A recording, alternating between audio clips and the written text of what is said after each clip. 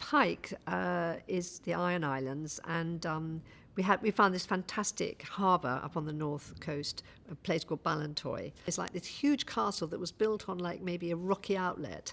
And then the idea is that over the centuries it's falling into the sea and it's sort of splitting. Jem had the kind of feeling that she wanted very much it coming from the sea and be very kind of close proximity. So it's kind of very kind of raw environment. Found this fantastic harbour location on the north coast, which is totally stunning. And then it was kind of taking those sort of elements and then developing what we did there into the actual set build. And I think it kind of worked very well. The kind of the sense that the sea's right outside the set. There's barnacles and seaweed, and everything's very damp, and it's a pretty kind of grim place to live. When you get inside, how to make this place feel sort of vulnerable a bit.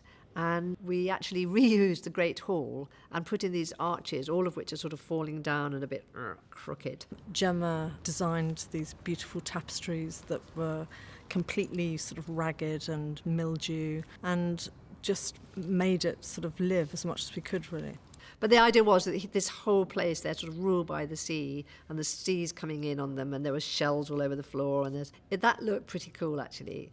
That's where he comes back to. That's as much as we really see. I mean, the way it's lit, the way it's dressed, the costumes, the whole thing is kind of trying to kind of show these different sort of cultures and the different families and how they live. So you don't have to kind of, the audience will pick up on immediately where they are on the islands.